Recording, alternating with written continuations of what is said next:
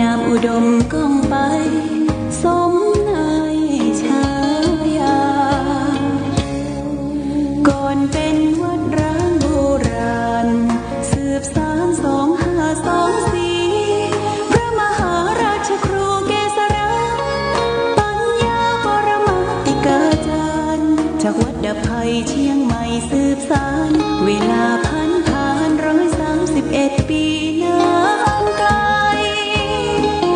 วัดพระบาทอุดมรุ่งเรืองงามตาเจ้าน้อยบุญทาวงศาข้าหลวงปวงเชียงใหม่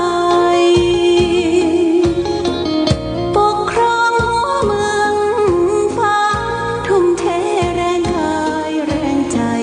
ทุกชาติพันธุ์รวมใจรักษา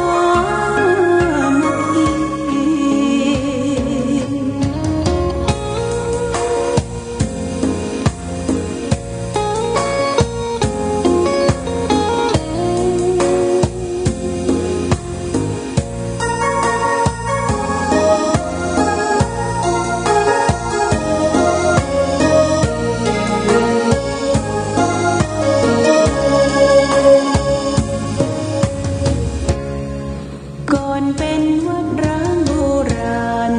สืบสาน2524พระมหาราชครูเกษราปัญญาปรมาติกาจารย์จากวัดดาภัยเชียงใหม่สืบสานเวลาผ่าน131 ปีนานไกลวัดพระบาทอุดมรุ่งเรืองงามตาเจ้าน้อยบุญทาวงศาข้าหลวงปวงเชียงใหม่ปกครองหัวเมืองฟ้าทุ่มเท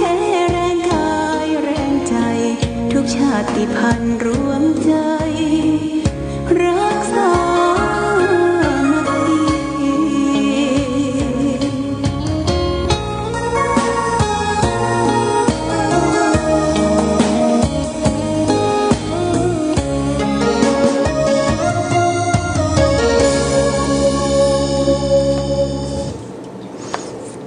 เจริญสุขศรัทธาสาธุชนญาติโยมท่านพุทธบริษัททั้งหลายวันนี้รายการธรรมประทีปส่องต่างก็ได้มาพบปะกับพ่อแม่พี่น้องศรัทธาสาธุชนญาติโยมแห่งครั้งหนึ่งวันนี้เป็นวันพฤหัสบดีที่23เดือนกันยายนพุทธศักราช2564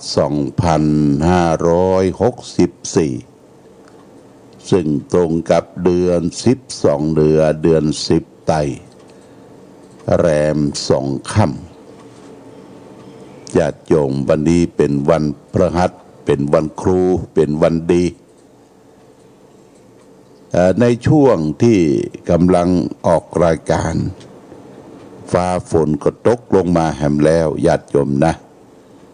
ฟ้าฝนตกลงมาก็ทำให้น้ำหนองจึงนองไปทั่วน้ำมาน้ำใจก็ไหลเข้ามาบางทีก็ท่วมเข้าสู่บ้านสู่จองโล้นเราก็ต้องระมัดระวังเรื่องน้ำท่วมน้ำรักหลายท้องถิ่นท้องที่ของประเทศไทยก็ได้ประสบชะตากรรมน้ำท่วมขังที่มันเป็นลุ่มญาติโยมนะที่เป็นลุ่มปีนี้ฟ้าฝนน้ำดีก็ทำให้เกษตรกร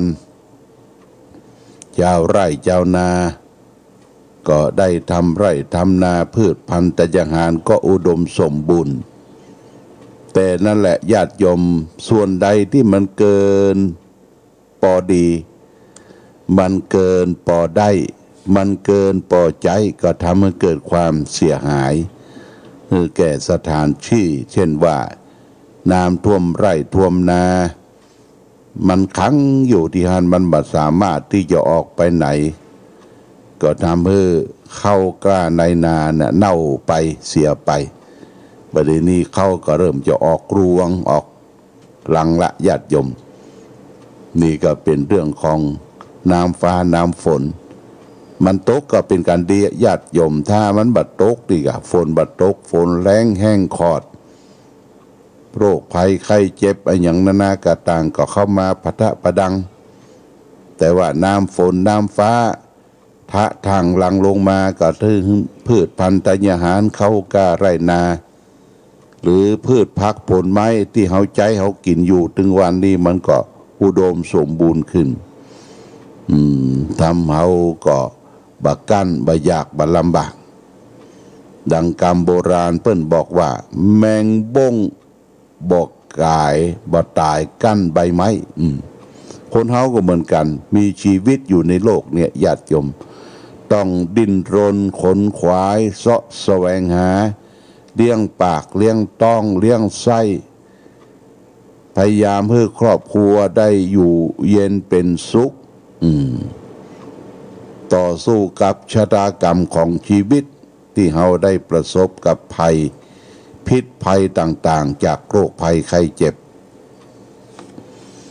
ทางการบ้านเมืองก็ประกาศว่าโรคโควิด -19 เนี่ยจะดีขึ้นญาติโยมก็มีคนฉีดวัคซีนก็ได้รับบริจาคได้รับกันมาช่วยเหลือพี่น้องประชาชนคือมีภูมิต้านทานต่อโรคทางรัฐบาลสหรัฐอเมริกาเพิ่งก็บริจาควัคซีนไปทั่วโลกญาติโยมนายโจไบเดนประธานาธิบดีก็บอกว่าการบริจาควัคซีนนั้นไม่ใช่เป็นการเมืองบ่เอาการเมืองบริจาคไปก็เพื่อนได้มีชีวิตอยู่เย็นเป็นสุขอย่างประเทศน้อยๆประเทศที่ด้อยพัฒนาเนี่ยญาติโยมนะประเทศนั้นได้อยู่เย็นเป็นสุขเขาก็เหมือนกันญาติโยมมาถึงระดับครอบครัวสังคมชุมชนตามหมู่เฮาทั้งหลายพอที่มีอันจะกินมีความเป็นอยู่ดีกว่าคนอื่นเขาก็ไปพบคนทุกข์คนยากคนลำบากมาสามารถที่จะช่วยเหลือตัวเองได้เนี่ยญาติโยมเขาก็มีโอกาสก็ช่วยเหลือเฟื่อฟายเหมาะเขาไปพ่องเหมาะเขาคือเขาส่งเสริมเขานั่นคือมนุษย์ที่อยู่ร่วมกันเพื่อจะสร้างสรรค์ให้เกิดมนุษย์คนเขาเนี่ยมีความทัดเทียมได้อยู่กันอย่างมีความสุขพระพุทธเจ้าสอนให้เราเนี่ยมีสังคมโลกสังคมมนุษย์อยู่ด้วยกันด้วยสันติด้วยความสุขสงบเย็นมีศีลคือศีล 5เป็นรากฐานของชีวิตบ่ฆ่ากันบ่เบียดเบียนกันบ่ลักเล็กขโมยน้อยยิบฉวยโลภอำของบุคคลอื่นบ่ประพฤติผิดในกามล่วงละเมิดสามีภรรยาที่ลักเมียแปลงคนอื่นเขาและบ่กล่าวมุสาวาทพูดเท็จคือบ่อู้ในสร้างที่เกิดความเสียหายหายนะความเสียหายและก็บ่ส่งเสริมในการดื่มสุรายาเมาเครื่องดองของเมาเป็นยุกยายาบ้าอย่างนี้เป็นต้นนะญาติโยมเมื่อมนุษย์สังคมโลกเขามีศีลมีธรรมสังคมนั้นชุมชนนั้นก็เป็นประเทศที่น่าอยู่น่าอาศัยเกิดจากความร่มเย็นเป็นสุขมนุษยชาติเขาก็มีความสุขในฐานของความเป็นมนุษย์เป็นเบื้องต้นรากฐานของมนุษย์เขาก็ต้องอย่างน้อยมีศีล 5ดังหลวงพ่อพุทธทาสท่านกล่าวว่าเป็นมนุษย์เป็นได้เพราะใจสูงเหมือนหนึ่งยูงมีดีที่เวียวขนถ้าใจต่ำเป็นได้แต่เพียงคนย่อมเสียทีที่ตนได้เกิดมาใจสะอาดใจสว่างใจสงบถ้ามีครบควรเรียกมนุษย์สาเพราะทำถูกพูดถูกทุกเวลาเปรมปรีดาคืนวันสุดสันจริงใจสกปรกใครมีเข้า ใครมีเล่าก็ร้อนเร่าว่าผีสิงเพราะพูดผิดทำผิดจิตประวิงจิตยังอิงเกือกกั้วชั่วอบายในญาติโยมถ้าใจเขาสะอาดสว่างสงบสะอาดก็คือมีศีลสว่างสงบก็มีสมาธิสว่างก็มีปัญญาใจสะอาดสว่างสงบเนี่ยคือมีศีลมีสมาธิมีปัญญาโลกเขาก็น่าอยู่น่าอาศัยมีความร่มเย็นเป็นสุขเพิ่งปะอาศัยกันอย่างสมัยยุคโบราณก่อนการที่เขาอยู่ร่วมกันอย่างสร้างสรรค์และมีความสุขโลกปัจจุบันเนี่ยเป็นโลกแก่งแย่งชิงดีชิงเด่นญาติโยมนะชิงดีชิงเย็นภัยเอาตัวรอดได้ก็ถือว่าคนนั้นประเสริฐเลิศบางทีก็หันประโยชน์ส่วนตัวหันประโยชน์แต่พวกพ้องหันประโยชน์แต่ลูกน้องเนี่ยก็สร้างความเดือดร้อนโดยทางผิดหลายประการวันนี้ทางสุขใจจะเอาธรรมะมาฝากเพื่อแก่ญาติโยมวันนี้จะเอาเรื่องของคนตาบอดนะคนตาบอดคนตาบอดเนี่ยโอ้ญาติโยมน่าสงสารอยู่ในโลกมืดตาเป็นอวัยวะที่สำคัญตาเนื้อที่เรามองหันทั่วไปรู้จักสีสันรู้จักพ่อรู้จักแม่หน้าตาค่าตาเป็นอย่างนี้ถ้าตาบอดเมื่อใดความทุกข์ทรมานก็จะเกิดขึ้นนะในร่างกายและจิตใจของเราแต่ทุกท่านอาจจะเป็นคนตาบอดมาจากกำเนิดหรือจะเกิดขึ้นในภายหลังโดยอุบัติเหตุโดยโรคภัยไข้เจ็บเกิดขึ้นนี่มันก็เป็นบุญกรรมนำแต่งของแต่ละท่านแต่ละคนที่จะได้ประสบทีนี้ก็ลองมาฟังว่าคนตาบอดในลักษณะที่เปิ้นสอนเปิ้นบอกว่าจะได้เปิ้นบอกว่าธรรมชาติได้สร้างคนเฮามาให้ยืนอยู่บนขาของตัวเองและทำมาหากินด้วยลำแข้งโดยเรี่ยวแรงและโดยสติปัญญาของตนในโลกนี้มีสิ่งที่เป็นปัจจัยในการบำรุงชีวิตอยู่เป็นอันมากถ้าไผบ่มีความบักบั่นบัดท้อบัดถอยก็บ่อับโจรต่อการเลี้ยงปากเลี้ยงท้องได้เลยทีเดียวแต่บางคนทำผิดหลักของธรรมชาติมือเท้าอยู่มีอยู่ก็เอาซุกกระบอกเหียบ่ขยันขันแข็งบ่มันหาบ่เสาะหาแสวงหาเรี่ยวแรงที่มีอยู่ก็เอาไปนอนบิดขี้เกียจเสียสติปัญญาก็มีการทอดทิ้งเพื่อมันเป็นหมันไปเสียบดาอย่างเปล่าบางทีก็เอาเวลาแบ่งการแบ่งงานไปสำราญรื่นเริงอยู่กับสุรานารีภาชีคีลาบัตทุ่มตัวเองไปด้วยความสนุกสนานต่างๆอย่างหามรุ่งหามค่ำคันเกิดความขาดแคลนขึ้นในชีวิตก็อ้างความจำเป็นในการครองชีพแล้วก็ทำการลักทำการปล้นทำการฆ่าลักของเปิ้นปล้นฆ่าเปิ้นทำบาปทำกรรมเพราะเหตุแห่งการกินนั่นเองญาติโยมคือนรกอบายภูมิของเขาก็เกิดขึ้นบอกว่าภัยทั้งนั้นลองได้ทำบาปแล้วก็กลายเป็นคนที่เสียได้ทั้งนั้นญาติโยมเพราะการทำการอู้การคิดของเขาก็เสียสมบัติพัสถานที่มีอยู่ก็เป็นของเสียชื่อเสียงวงตระกูลลูกหญิงลูกชายก็กลายเป็นคนเสียไปหมดเพราะสืบสกุลกับคนบาปเขาจะดำเนินชีวิตไปอย่างเป๊ะปะบาน่าดูประดุษคนตาบอดต้องสมสารไปโดยบังหูบหันอะไรอย่างในหนทาง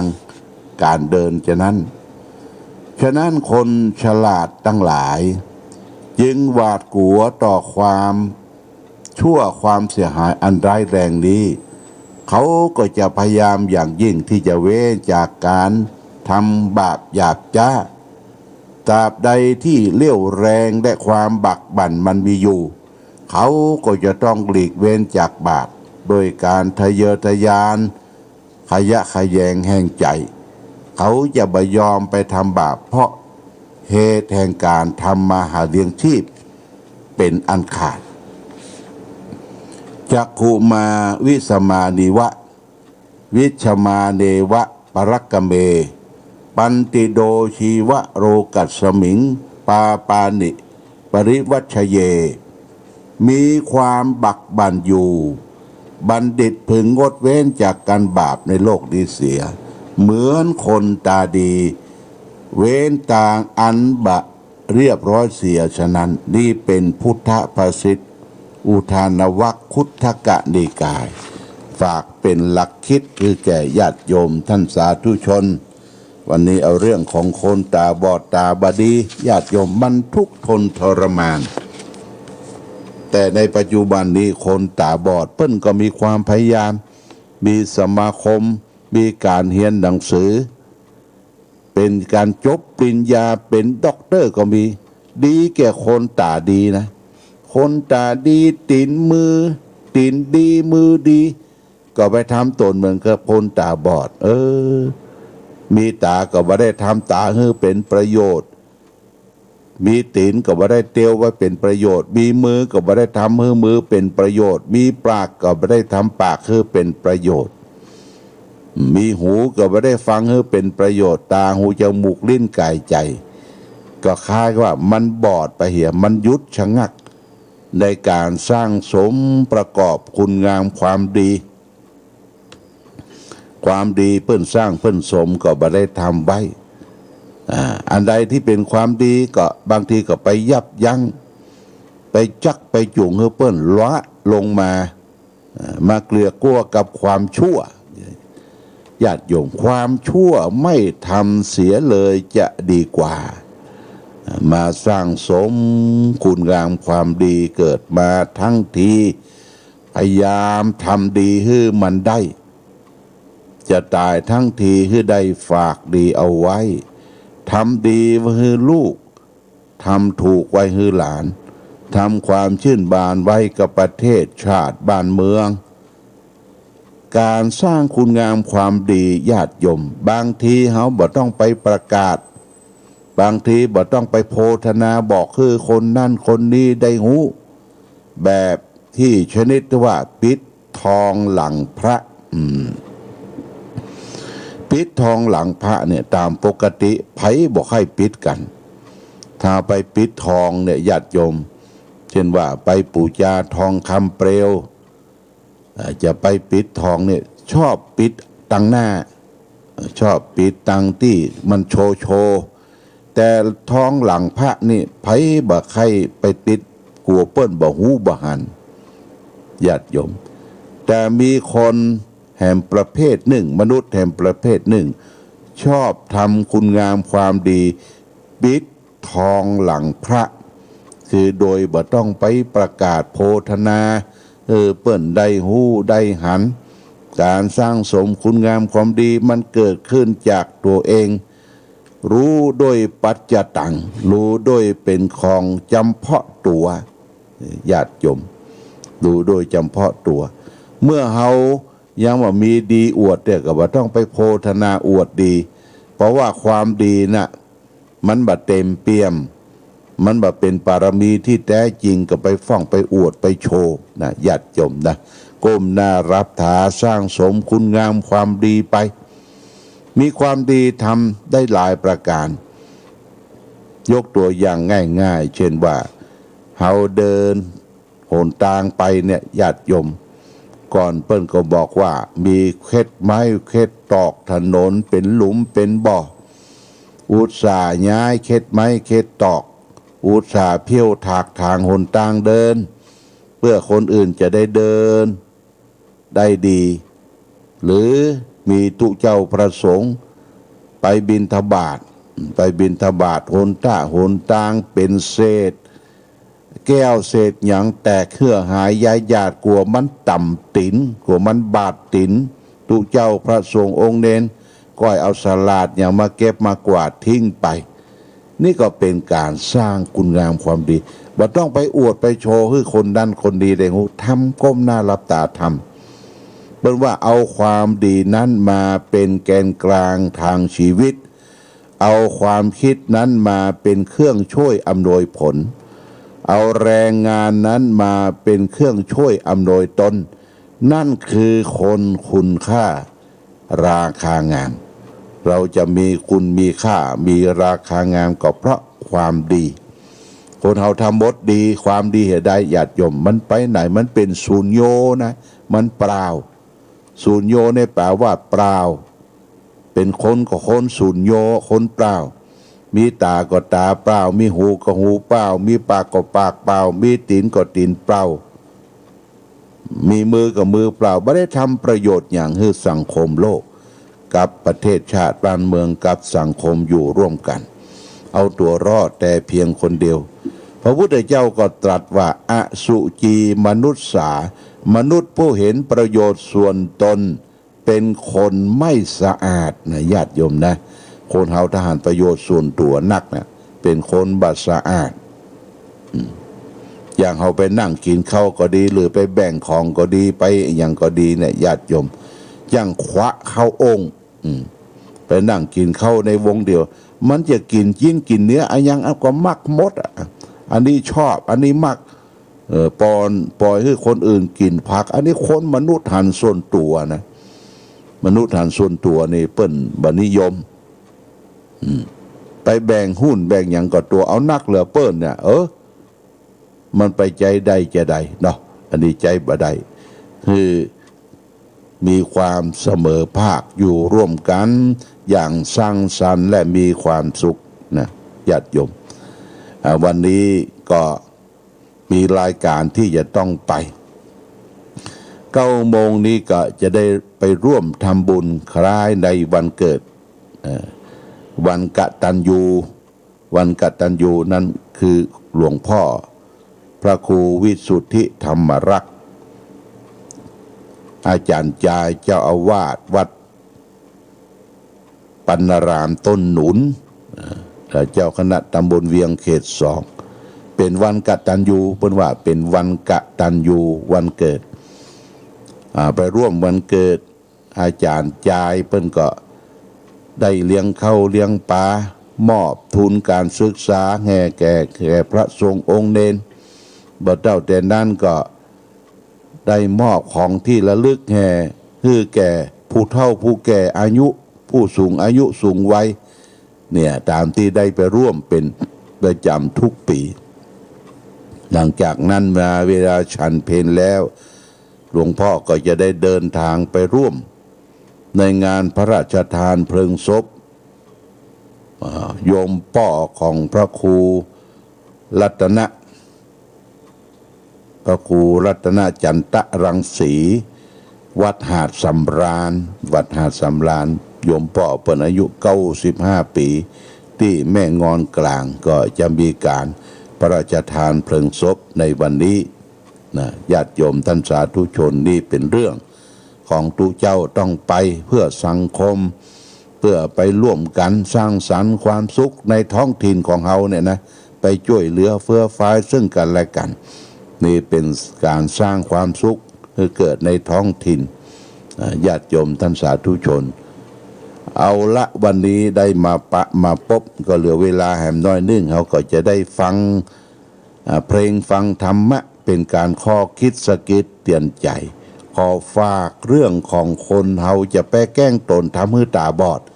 อย่าไปแกล้งตนให้คนหูหนวกอย่าไปแกล้งตนให้มันบอดกายบอดใจนะให้เป็นคนตื่นอยู่ตื่นรู้เบิกบานอยู่เสมอแอคทีฟอยู่เสมอเราก็จะมีความสุขทั้งตัวเองคนใกล้ชิดสังคมและคนอื่นต่อไปขอความผาสุขความเจริญขอคุณพระศรีรัตนตรัยมีคุณพระพุทธพระธรรมและพระสงฆ์จงดลบันดาลให้ศรัทธาสาธุชนญาติโยมทุกท่านได้มีความสุขความเจริญ ปราศจากสรรพทุกข์โศกโรคภัยคือประกอบไปโดยจตุรพิธพรใจสี่ประการคือมีอายุวันนะสุขภาละมีปฏิภาณทะนสารสมบัติธรรมสารสมบัติทุกทิวาราตีการเหมือนกันทุกรูปทุกท่านทุกคนโดยเทิน